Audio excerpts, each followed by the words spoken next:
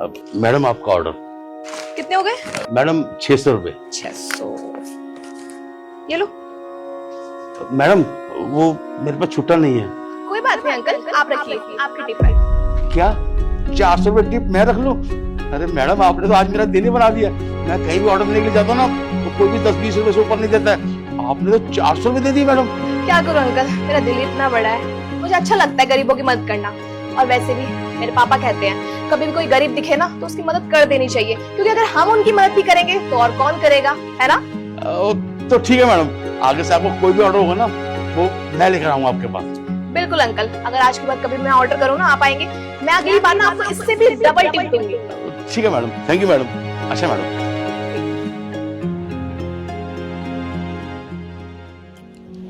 क्या बात है राजा, इतना उदास क्यों बैठा है? क्या बात है?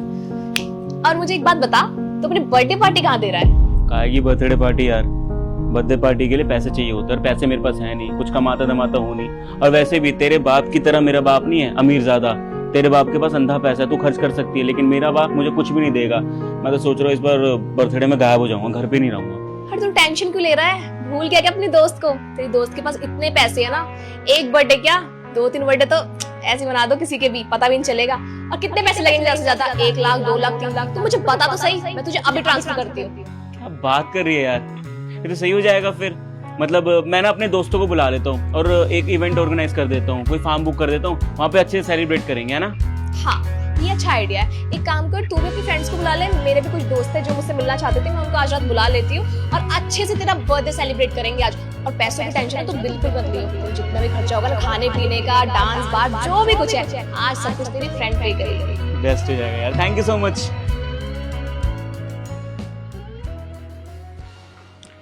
सर, आपकी कॉफी। साहब आपका ऑर्डर। Thank you. कितने पैसे हुए? नमस्ते मेम साहब, आप यहाँ पे? आप इनको क्यों नमस्ते कर रहे हो? जानते हो आप इनको? अरे साहब, अच्छे इंसान को कौन नहीं जानता। ये तो बहुत अच्छी मैडम है। मैं इनके यहाँ जब भी डिलीवरी के लिए जाता था ना तो ये मैडम हर बार मुझे 500, 300, 1000, 2000 तक टिप दे देती थी। ये तो बहुत अमीर मैडम है। मैडम वैसे ये ऑफिस आपका है क्या? नहीं, ये ऑफिस इनका नहीं है, यहाँ पे काम करती है। क्या ये मैडम यहाँ काम करती हैं? मैडम आप तो बहुत अमीर थे, आप तो वो कोठी में वहाँ रहते थे ना जब मैं आपके पास ऑर्डर देने के लिए आता था, और आप मुझे हर ऑर्डर पे 500, 1000 रुपये टिप दे देती थी। पर मैडम ये मुझे कुछ समझ नहीं लगी आखिर। दीक्षा, ये क्या बोल रहे हैं? तुम जानती हो इनको? नहीं सर, मैं तो इन्हें नहीं जानती हूँ, मैंने तो इन्हें आज पहली बार देखा है। पता नहीं कौन है, क्यों ऐसी बातें कर रहे हैं। अरे मैडम क्यों झूठ बोल रही हो? मैं आपके यहाँ आता था, आपको ऑर्डर देता था और आप मुझे बहुत अच्छी टिप देती थी। आप मुझे भूल गई हैं क्या? दीक्षा, कोई कुछ मुझे बताएगा कि यहाँ पे क्या चल रहा है? वो अंकल तो कह रहे हैं कि वो तुम्हें जानते हैं और वो पूरे कॉन्फिडेंस से कह रहे हैं, और वो तो ये भी कह रहे हैं कि तुमने उनको बहुत बारी टिप भी दी है। अगर तुम इतनी अमीर हो तो फिर तुम यहाँ पे नौकरी क्यों कर रही हो, वो भी पियोन की नौकरी? हाँ सर, ये अंकल जो भी कुछ कह रहे हैं वो सब कुछ सच है। दरअसल बात ये है, एक टाइम पे मेरे पास वो सब कुछ था जो कुछ ये बता रहे हैं। मेरे पास किसी भी चीज की कोई कमी नहीं थी। मेरे पापा का इतना अच्छा बिजनेस था कि मुझे ऐसे नौकरी करने की कभी जरूरत पड़ती भी नहीं लाइफ में।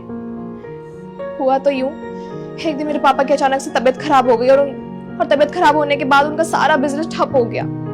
वो इतने बीमार हो गए कि वो ऑफिस तक नहीं जा पा रहे थे, और पापा के इतने बीमार होने के बाद उनका सारा बिजनेस लॉस में चला गया।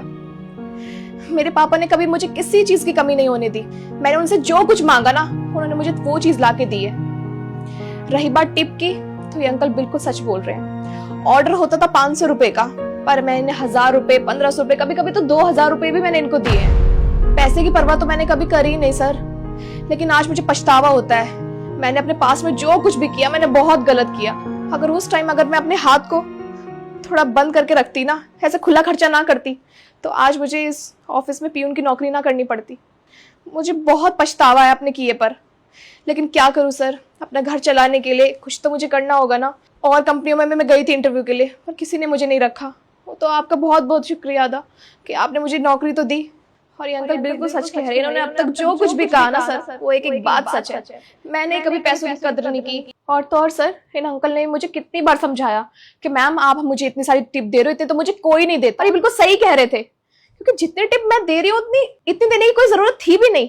टिप अगर मुझे देनी भी थी तो मैं 100 रुपए या 50 रुपए की भी दे सकती थी, पर नहीं, मुझे तो महान बनना था। मुझे तो अपने पैसों का इतना घमंड चढ़ गया था कि मैंने कभी कदर नहीं की पैसों की।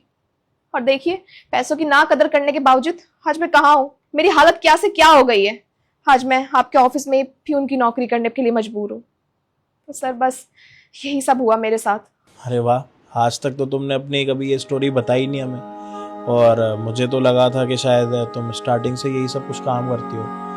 लेकिन तुम्हें पता है ना कि बड़े बूढ़े क्या बोल के गए, जितनी चादर हो ना उतने ही पैर पसारने चाहिए।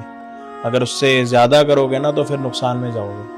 और तुमने शायद अपनी पावर का मिसयूज़ बहुत ज़्यादा करा है, तभी आज तुम यहाँ पे ऐसे पियोन का काम कर रही हो। देखो, पढ़ी लिखी होगी तुम, लेकिन पढ़े लिखे होने के साथ एक्सपीरियंस होना भी तो बहुत ज़रूरी है ना। और मुझे अच्छे से याद है कि इंटरव्यू के टाइम पर तुम्हें किसी भी चीज़ का कोई एक्सपीरियंस नहीं था, और जिसके पास एक्सपीरियंस नहीं होता ना तो उसको अच्छी नौकरी मिलना बहुत मुश्किल होता है।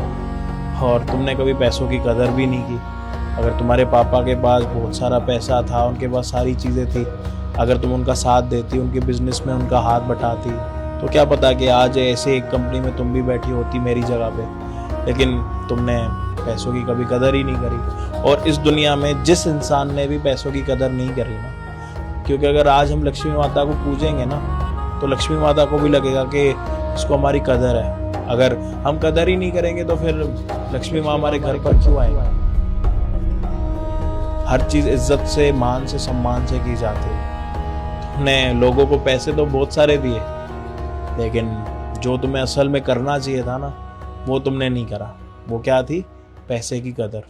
शायद तुम्हें आज उस चीज़ की कदर हो रही होगी कि अगर तुम उस टाइम पर ये सारी चीज़ें नहीं करती, फजूल खर्चियाँ नहीं करती, पापा का साथ देती, तो आज कुछ बात अलग होती। लेकिन आज कुछ बात अलग है। यहाँ पे हम तीनों हैं, सबकी कुछ अलग अलग स्टोरियाँ होंगी। मेरे पापा ने पैसा बचा बचा के इतनी बड़ी कंपनी कर दी कि आज मैं यहाँ पे बैठा हूँ और मेरे अंडर में 300 लोग काम कर रहे हैं। और कहीं ना कहीं इनके भी कोई ना कोई स्टोरी होगी।